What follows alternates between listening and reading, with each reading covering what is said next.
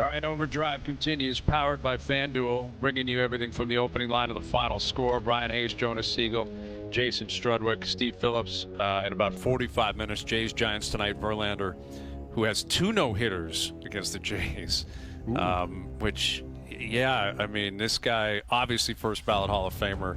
Curious where he will land when all is said and done in terms of all time. You know, there's so many great pitchers, you know, historically in baseball, but, you know, the big 3 of this era would be Verlander, Kershaw, Scherzer.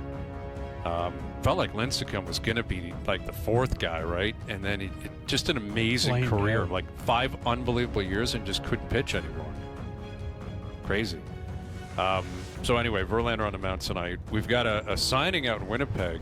Gabe Velarde, who was a restricted free agent, has signed a 6-year deal. It sounds like $7.5 million per.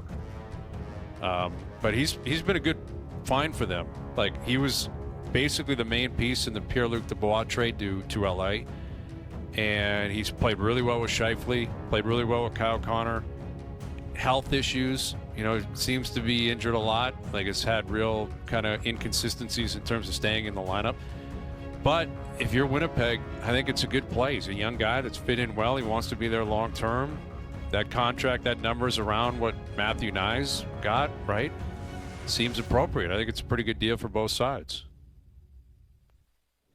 Yeah, I think absolutely. What I like is so young. I am a little bit worried about the injuries, but he's 20 plus goals every year, right? He's gonna. I think he can have a higher end than that. I think last year he almost got to 30 and he was missing, a dozen games or so for injury wise. But Nick Ehlers is gone, so now he could maybe get a bit more opportunity in different roles with different guys. But I like this one, and I still love that trade they did with LA for PLD. Oh yeah.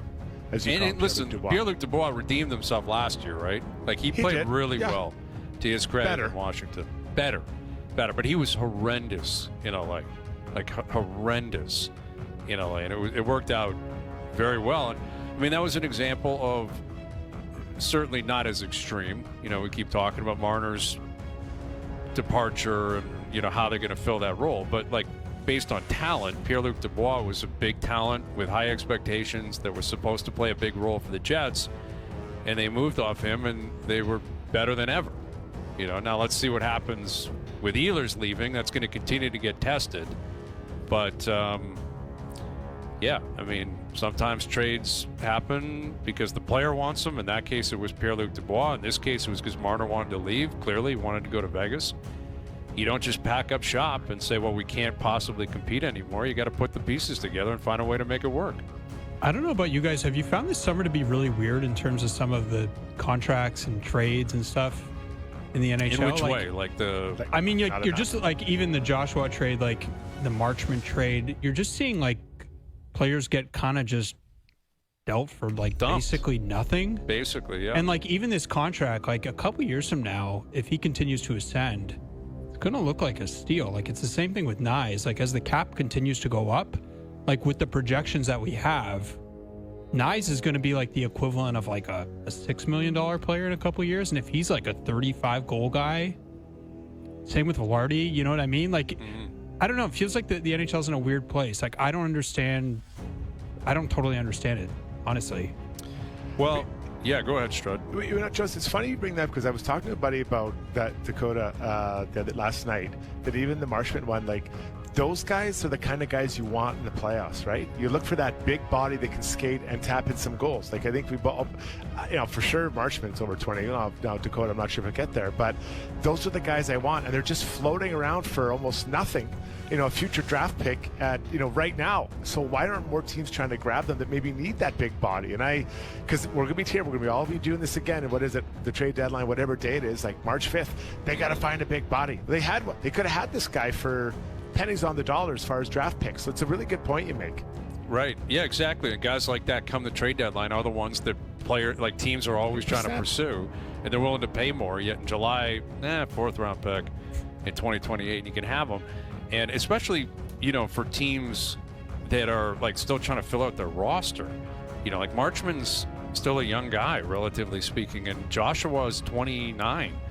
Like, you're telling me one of the bottom teams in the 7 or 8 worst teams in the league that feel like they want to grow and improve, they wouldn't pay a third rounder to pick that guy up?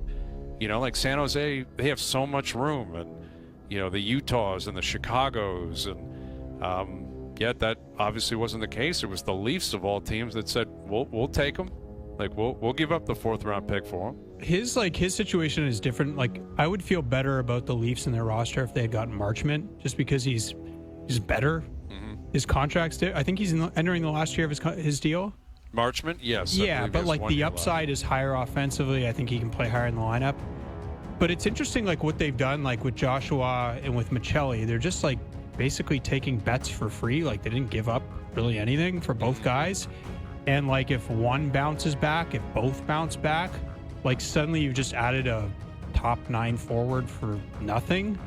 And like the contracts will look better if those players bounce back. But it's interesting, like that this is how they've decided to approach it. And I think like Joshua, I don't mind the bet just because he fits the style of the coach.